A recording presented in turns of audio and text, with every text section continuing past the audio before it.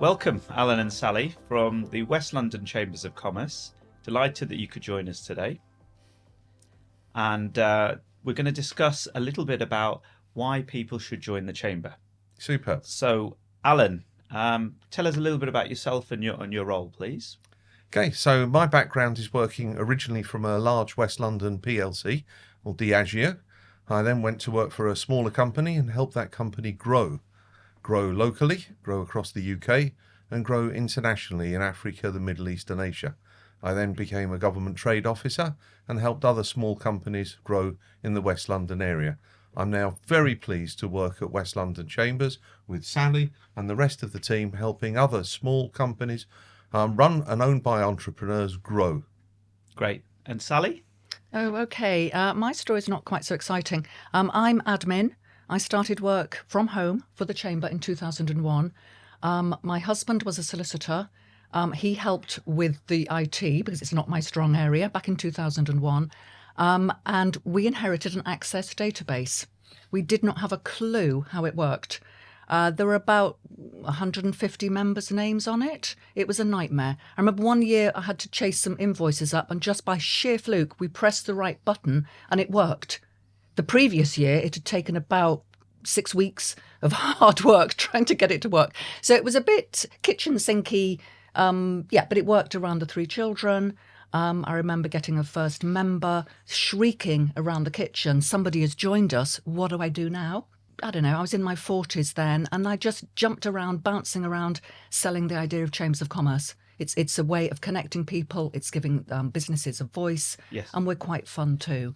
Yes. And how many years later, here we are, almost under 2,000 members. 2,000 members. And we're firing on all cylinders. Excellent. So you started with 150 names in a database. Yep, which I couldn't one really member? access. And grew it to 2,000. Yep. Wonderful. Just to add, Yes. we've got a team of younger people now, all in their 20s, who copy that Sally Smith example. And when they get a new member, they shriek and jump around the room. What do we do euphoric now? that what we've managed to do, which is really good. And what makes the Chamber a special place? It's a fun place. It's a happening place. It's a place where people can come along for a coffee and a croissant in a Chiswick Business Park, who are new to the area, and 10 years later, 8 years later, they become a director of the Chamber. They've got a whole network around the area, and they can see their business grow and flourish. Excellent. And what do you think the secret sauce is in creating that, Sally? I think it's the people. I mean, we're quite ordinary. We're normal. We're boots on the ground, how I sort of call it. We hold events at least once a month, if not more. And I look at the guest list before the event starts. I think, I haven't seen that person for a while. And then there's a handful that come to everything. And it's just great. They're like friends. So therefore, it's a very relaxed atmosphere. We're not scary. We're here to help. Yes. So what you put in is what you get out. Okay. And what are some of the fun events that you've been to over the years that you've really enjoyed with the Chamber? So we do 3 types of event. We do a standard networking event live for a coffee morning, a women's event once a month in Hammersmith in Shepherd's Bush. Yeah, various areas. We do networking events with a speaker talking about something topical. And then we do major flagship events like a festival of business, a business awards, a golf charity outing. And all of them have all got their own little niche to them that appeals to different people. And the key thing is we're getting a younger growing audience in there that are appealing more, especially more in the tech sector. And the international trade side is, for me, growing dramatically. Last week on Friday, we had 70 Indian businesses all over looking to invest in the UK, and they're now looking to actively do that in West London. And Sally, what's the most fun event you've been on with the Chamber? Oh, the things I like the best. The events are what keep me going. We held a summer event last year at Gunnersbury. In the past, we've held them at Scion House, Scion Conservatory, Hogarth House. That was a fun one. I've enjoyed working with Elise Brown of Mama Haven, setting up the Women in Business group. We used to have a Women in Business group quite some years ago, because I go back such a long old way. So about 15 years ago we had one, and it wasn't that successful. But I think now, since the Me Too movement, women network in a different way. They like to be networking with themselves, if you see what I mean, and it really it's taken off And brilliantly. why is that? Why do they like to do that? Oh, they don't do BS. Okay. I think they say it as it is, and they get things done. Okay, excellent, good. And tell us about this drive to get more young people into the chamber. Why should they join? Well, we're doing more tech events. We're doing more tech events at places like Chiswick Business Park. We're doing quiz nights at the park. We're doing breakfasts at Sky Television, which was a fantastic success. We're at Sky Television. We showcased all of the major successful women in business in the area, not just in business, but from politics and technology as well. So we pull together people from all of the different sectors that we encompass in our area, and it's fun. We transform a bit of work, transform entrepreneurial values into something that's fun and people enjoy doing. Yes. And speaking of entrepreneurial values and the members of the chamber, what type of members do you have, and what would you like to have more of? Okay, at the moment they run from a plumber up to GSK and Sky. Okay. I think member-wise, we're not proud, but I like an active member. Okay. I like sorry, that sounded awful, didn't it? I'd like a member that knows what he or she wants from the Chamber of Commerce. You can't just sit there and be passive. Being active, taking an active role. Tell us a little bit more about how somebody can be successful in the chamber once they join. I would say being active is almost along the same lines as what Sally's described, but we don't want people just to join and then sit back in their office and say, I've joined the chamber, what's going on? Yes. We want people to join the chamber and come along and be involved. Yes. And ask us, how can you help us for us to help your business? One of the people here today, Robert Ems, has got a fantastic business. He's doing things in different areas. He asked for help from the chamber. He wanted to get in front of a big PLC, one of the biggest in the UK, with a clever idea and a clever product of the time that was directly relevant to all the people going through the airport. He'll tell people a lot more about it in a few minutes. But to get him into the airport and to get the airport's attention, it wasn't happening when he approached them directly. So via us, we could put him on that pedestal in front of an exhibition that Heathrow had asked us to organise and bring people along to. From that exhibition, his products on display got noticed. They then said, how can you modify that specifically for the airport? He's done that, and now he's got direct engagement.